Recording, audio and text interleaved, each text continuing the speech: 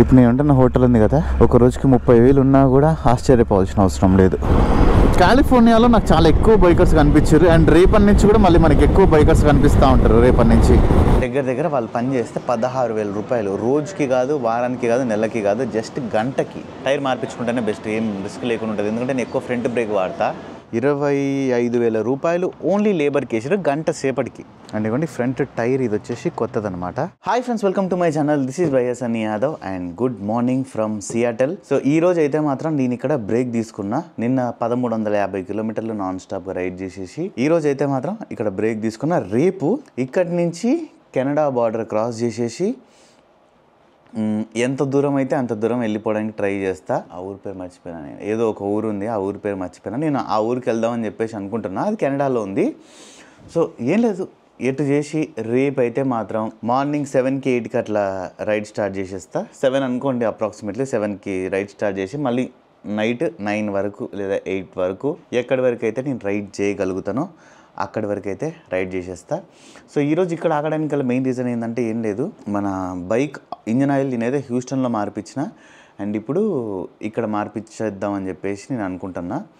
And ఇక్కడ ఒకసారి నేను మార్పించేస్తే ఇంకా నేను అలాస్కా వెళ్ళి రిటర్న్ వచ్చేంత వరకు కూడా ఇంకా మళ్ళీ ఇంజన్ ఆయిల్ మార్చాల్సిన అవసరం లేదు. ఒకవేళ మారిస్తే మళ్ళీ ఒక 10,000 కిలోమీటర్స్ తర్వాత కదా, ఎక్కడో ఈ టొరంటోలోనో కెనడాలో అక్కడో ఇక్కడ మనం అయితే మార్చేయచ్చు. సో ఇప్పుడు ఆల్రెడీ ఇక్కడ యాక్చువల్లీ ఏమనుకుంటున్నారు, ఒక 3 నిమిషాల దూరంలో నాకు ఇక్కడ ఒకటి మోటార్ సైకిల్ గరాజ్ ఒకటి ఉంది. వాళ్ళకి ఫోన్ చేస్తే రేపు రావాలని చెప్పేసారు. రేపటి వరకు నాకు ఇక్కడ ఆగేంత అసలు ఓపిక లేదు. ఎందుకంటే ఇప్పటికే నేను ఉండాల్సిన దానికన్నా కూడా 5 డేస్ ఎక్స్ట్రా ఉన్నాను అనమాట లాస్ ఏంజలస్లో. ఇంకా బైక్ రిపేర్ దానివల్ల అని చెప్పేసి జస్ట్ ఇది ఇంజన్ ఆయిల్ చేంజే కాబట్టి 25 మినిట్స్లో, అంటే ఒక 15-16 మైల్స్ దూరంలో ఇంకొక మోటార్ సైకిల్ గరాజ్ ఉంది, ట్రయంఫ్ ది అఫీషియల్ డీలర్. వాళ్ళకి ఫోన్ చేస్తే రండి 11:30 కల్లా వస్తే చేస్తా అని చెప్పారు. టైం ఇప్పుడు 11 అయింది. నాకు ½ అన్ అవర్ పడుతుంది అక్కడికి వెళ్ళడానికి. సో ఇప్పుడైతే మనం ఇంకా ఏం లేట్ చేయకుండా అక్కడికి వెళ్ళేసి ½ అన్ అవర్లో మార్చి ఇచ్చేస్తారంట సర్వీసింగ్ అయితే మాత్రం. తొందరగా అక్కడికి వెళ్ళిపోయి నేను అక్కడే కూర్చుంటా. సర్వీసింగ్ అయిపోయేంత వరకు, సర్వీసింగ్ అయిపోయినాక మళ్ళీ బండి వేసుకొని రిటర్న్ వచ్చేసినాక ఇంకా అంతే. ఇంకా కొన్ని ఉన్నాయి బట్టలు కొనుక్కోవాల్సింది. అదే ఒకటి దాన్ని ఏమంటారు అబ్బా, మర్చిపోయాను నేను. ఒక ఐటెం ఉంది కొనుక్కోవాల్సింది ఈ రైడ్కి సంబంధించింది. అది కూడా తీసుకొని అయితే ఇంకా మనం రేపు మార్నింగ్ ఎంత తొందరగా వీలైతే అంత తొందరగా స్టార్ట్ అయిపోదాం. సో ఇంకా ఏం లేట్ చేయకుండా మనం అయితే పోయి బైక్ ఇంజన్ ఆయిల్ సర్వీస్కి అయితే ఇచ్చేద్దాం, పదండి. నాకు ఈ హోటల్లో బాగా నచ్చింది ఏంటంటే పార్కింగ్, ప్లస్ ఇంకొక విషయం ఏంటంటే ఈ ఏరియాలో సియాటిల్ అనేది కాస్ట్ ఆఫ్ లివింగ్ చాలా ఎక్కువ. దీనికి టూరిస్ట్ టైం ఎప్పుడంటే వింటర్స్ అనమాట. వింటర్స్లో వీడు అసలుకి ఇప్పుడు నేను ఉంటున్న హోటల్ ఉంది కదా, ఒక రోజుకి 30,000 ఉన్నా కూడా ఆశ్చర్యపోవాల్సిన అవసరం లేదు. నాకైతే ఈ అన్నిట్లలో ఈ ఏరియాలో ఇప్పుడు ఈ చుట్టుపక్కల ఉన్న 10 మైల్స్ 20 మైల్స్లలో చీపెస్ట్ హోటల్ అంటే ఇదే. ఎంత పడ్డది అనుకుంటారు? $110 పడ్డది ఒక రోజుకి. $110 అంటే చీప్ ఇక్కడ, అంటే నాకు దొరికింది. ఇంకా మీకు మళ్ళీ గూగుల్లో ఎతికిరనుకోండి $80 $70 ఉంటుంది గూగుల్లో చూడడానికి. బట్ మీరు ఒక్కసారి ఫోన్ చేసిరంటే అప్పుడు మీకు సినిమా అర్థమవుతుంది. 12 మైల్స్ ఉంది. నేను ఎంత 15 ఎంత అని చెప్పినా కదా, అంతేం లేదు, 12 మైల్స్ ఉంది జస్ట్. నాది కొంచెం కెమెరా సెట్టింగ్ ఎందుకో చేంజ్ అయినట్టుంది, దాన్ని ఒక్కసారి సెట్ చేయాలి. వైడ్ రావట్లేదు, జస్ట్ కొంచెం వరకే, సగం వరకే రికార్డ్ అవుతుంది. నేను నిన్న చూసిన మారుద్దాం అనుకున్నాను నిన్న, కానీ గోపురం స్విచ్ ఆఫ్ అయిపోయింది. ఛార్జింగ్ పెట్టేసి ఇప్పుడే తీసుకొని వచ్చేసిన. ఇప్పుడు ఇక అక్కడ ట్రయంఫ్ షోరూమ్ దగ్గరికి వెళ్ళినాక మార్చేస్తాను. ఇంకా 10 మినిట్స్ అంతే. సో ఇక్కడ మనం ఇప్పుడు సిటీ మధ్యలోకి వెళ్తున్నా. నేను సిటీ మధ్యలోకి వెళ్ళినా సరే మనకి ఇట్లా హైవే ఉందన్నమాట, ఫ్రీవే పెద్దది. కాలిఫోర్నియాలో నాకు చాలా ఎక్కువ బైకర్స్ కనిపించారు. అండ్ రేపటి నుంచి కూడా మళ్ళీ మనకి ఎక్కువ బైకర్స్ కనిపిస్తూ ఉంటారు రేపటి నుంచి. నేనైతే ఇగోండి ట్రయంఫ్ షాప్ దగ్గరికి వచ్చేసిన. Please use the other door అని ఉంది. అసలు ఎంట్రన్స్ ఎక్కడి నుంచి అర్థం కావట్లేదు. ఇది అదర్ డోర్ ఏడుంది నాయన? ఇది అదర్ డోరు. ఓహో, నేను బైక్ అక్కడ పార్క్ చేసి వచ్చేసిన. ఎవరిని ఎంట్రన్స్ ఎక్కడ గురువు గారు? ఇది రాయల్ ఎన్ఫీల్డ్ ఉంది. ఇందులో సర్వీస్కి ఎట్లా పోవాలి ఏందని అడగాలి. ఇలానే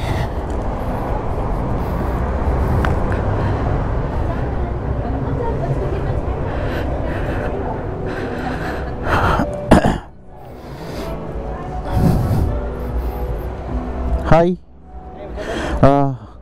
How should I come to the garage? Yeah, right through the alleyway. You'll see the garage right here. From that side? Yeah, there's an entrance that way or this way. But This way? yeah, through the alley. Yeah. Okay. అటు side నుంచి రమ్మని చెప్పిండు. So ఇప్పుడు ఇంకా నేను Triumph షోరూంలోకి వచ్చేసి అయితే ఇచ్చేసిన నేను. ఇక్కడ నాకు ఎంత వేసారంటే బిల్లు నేను చూపిస్తా, సైన్ చేసి మళ్ళీ వాళ్ళే తీసుకున్నారు. $200 అయితే వేసారు అనమాట. హాఫ్ అన్ అవర్లో అయిపోతుందని చెప్పారు. అండ్ ఇక్కడ ఓన్లీ లేబర్ ఛార్జ్ మాత్రమే $84. నేను ఫోటో కూడా తీసిన, మేబీ ఇన్స్టాగ్రామ్ స్టోరీలో మీరు ఒక 2 days బ్యాక్ చూసి ఉండొచ్చు. బట్ అంటే ఇక్కడ ఒక బైక్ మెకానిక్ వాళ్ళు ఎవరైనా కానీ మీ ఫ్రెండ్స్ ఎవరైనా బైక్ మెకానిక్ వాళ్ళు అంటే ఇది వాళ్ళకి పంపించండి. ఒక గంటకి ఎంత తీసుకుంటారో తెలుసా ఇక్కడ? దగ్గర వాళ్ళు పని చేస్తే 16,000 రూపాయలు. రోజుకి కాదు, వారానికి కాదు, నెలకి కాదు, జస్ట్ గంటకి. ఇంకా కొంతమంది అయితే ఇంకా 20,000 25,000 తీసుకునేటోళ్ళు కూడా ఉన్నారు. నేను చూసిన అట్లా. వడ్రా బాబు ఒకటే మెసేజ్ అప్రాక్సిమేట్లీ వేసుకోండి. ఇంకా అన్ని ఖర్చులు పోగా అన్ని పోగా గంటకు 10,000 అనుకోండి. ఇంకా మనం ఎంత తక్కువ అనుకున్నా కూడా గంటకు 10,000 అంటే చీప్ అనమాట. ఇంకా అది తక్కువ. చీప్ అంటే చీప్ అని కాదు, లీస్ట్ అనుకోండి ఇంకా అది. సో అది అనమాట ముచ్చట. అయితే ఇక్కడ ఒక సాఫ్ట్వేర్ ఎంప్లాయీ కన్నా కూడా ఈ బైక్ గరాజ్ పెట్టుకొని ఉంటారు చూస్తారు కదా, వాళ్ళు ఎక్కువ సంపాదిస్తారు. ఈ ఏరియాలో ఓన్ గరాజ్ ఉందంటే ఇంకేం లేదు, ఇంకా మనకి పని వస్తే అంతే. మన ఇండియాలో ఎంతమంది టాలెంటెడ్ మెకానిక్స్ ఉన్నారు. అంటే ఇప్పుడు కొంతమందికి డౌట్ రావచ్చు, వాళ్ళు ఇక్కడికి వచ్చి జాబ్ చేయాలంటే ఎట్లా అయింది అని చెప్పేసి. అదైతే అవ్వదు. ఇంకా మీరు ఏమన్నా వస్తే ఇంకా దానికి కొన్ని వేరే మార్గాలు ఉంటాయి. ఇక ఇల్లీగల్గా వచ్చి సెటిల్ అవ్వాల్సిందే తప్ప లీగల్గా అంటే మాత్రం ఇంపాసిబుల్ నాకు తెలిసినంత వరకు. బైక్ మెకానిక్ జాబ్లో ఇక్కడికి రావాలంటే ఒక హాఫ్ అన్ అవర్ కూర్చుంటే మన బైక్ అయితే రెడీ అయిపోతుంది. ఫోన్ నెంబర్ ఇచ్చిన నాది, ఇక్కడ యూఎస్ నెంబర్ ఒకటి తీసుకున్నా. వాళ్ళు ఫోన్ చేసేస్తే ఇంక మనం వెళ్ళిపోవాలి, పోయి బైక్ కలెక్ట్ చేసుకోవాలి. నాకు ఏంటంటే ఫ్రంట్ టైరు ఇంకొక 3,500 కిలోమీటర్స్ అయితే ఈజీగా పోతుంది. ఇంకా 4,000 కిలోమీటర్స్ వరకు పోతుంది ఇంకా అప్రాక్సిమేట్లీ. ఏం చేయాలనేది నాకు అర్థం కావట్లేదు. మార్పిచ్చాలా వద్దా? ఇక్కడ ఉన్నాయి 2 టైర్లు ఉన్నాయి, కానీ ఎవరో ఆర్డర్ చేశారంట. నేను అలాస్కి వెళ్తున్నా, నాకు కొంచెం చూడండి అని చెప్పిన.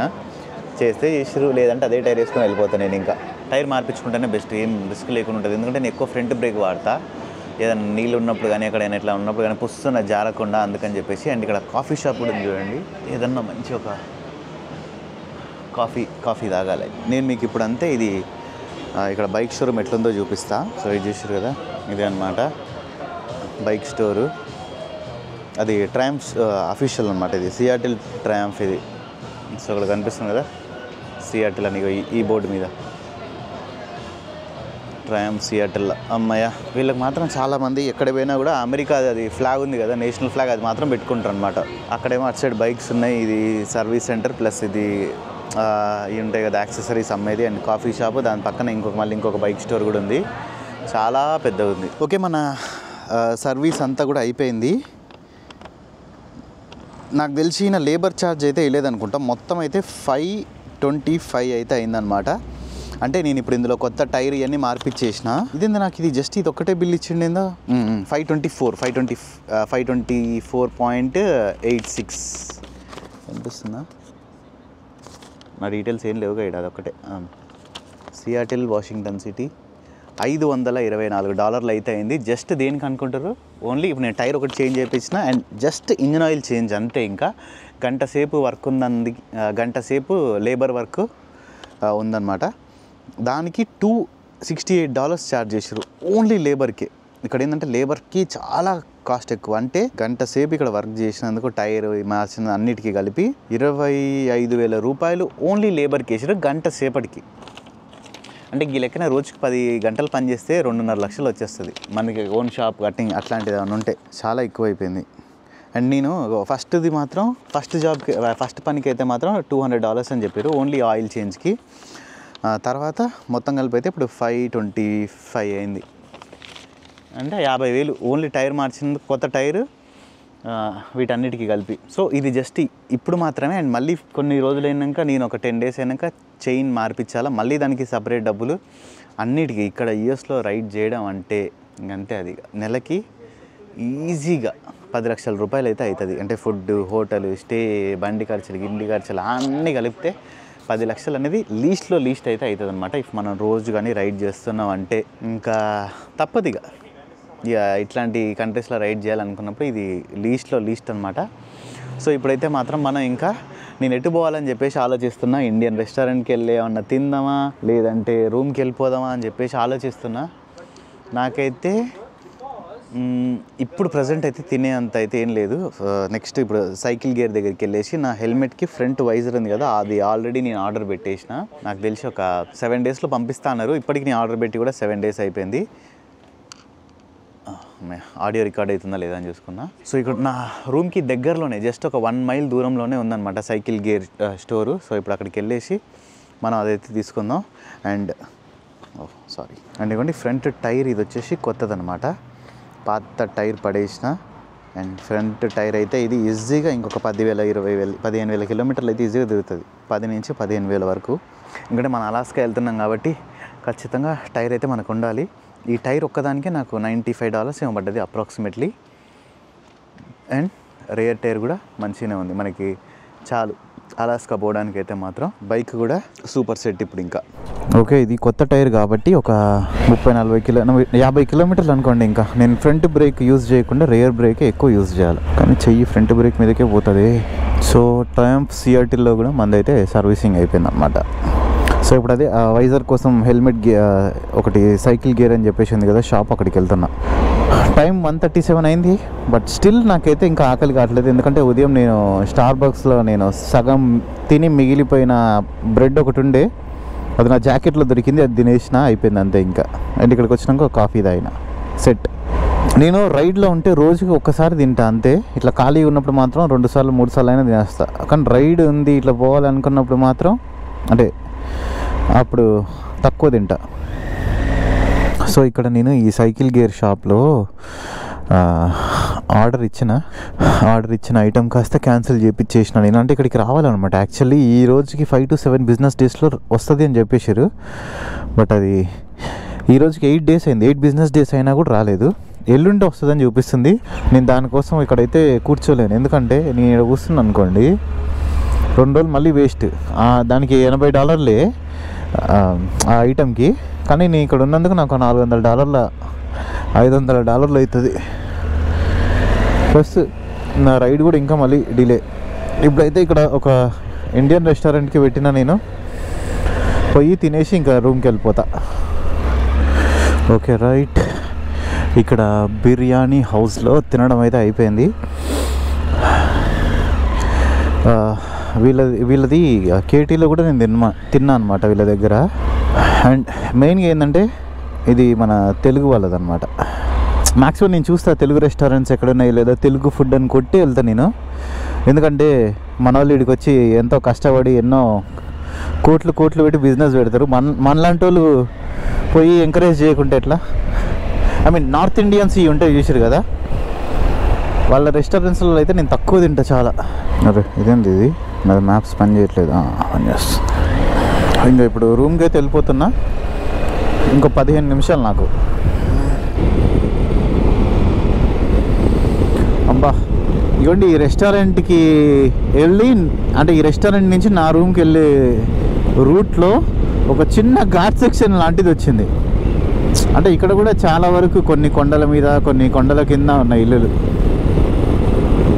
ఎందుకంటే నాకు అది క్లియర్గా కనిపిస్తుంది. కింద అక్కడ మొత్తం అంతా వ్యాలీ లాగుంది, లోయ ప్రాంతం లెక్క.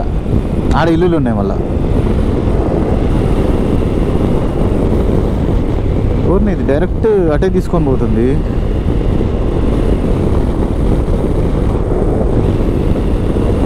సో ఇంకా ఫైనల్లీ రూమ్కి కూడా వచ్చేసిన.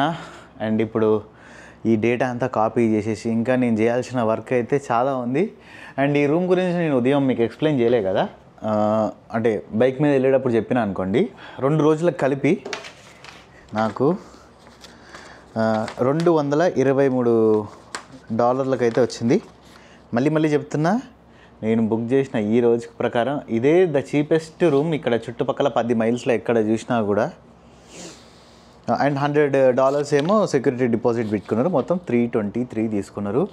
$100 మళ్ళీ నేను రూమ్ చెక్అవుట్ చేసినాక అంటే లోపల నేను ఏ ప్రాపర్టీ డ్యామేజ్ చేయలేదని కన్ఫర్మ్ చేసుకున్న తర్వాత ఆ మనీ మళ్ళీ మనకి కార్డ్కి అయితే వేసేస్తారనమాట. సో ఐ హోప్ ఈ వీడియో మీ అందరికీ నచ్చిందని అనుకుంటున్నా. వీడియో కానీ మీకు నచ్చినట్టయితే లైక్ షేర్ అండ్ సబ్స్క్రైబ్ చేయడం మర్చిపోకండి. This is by Sunny Yadav and in the next vlog.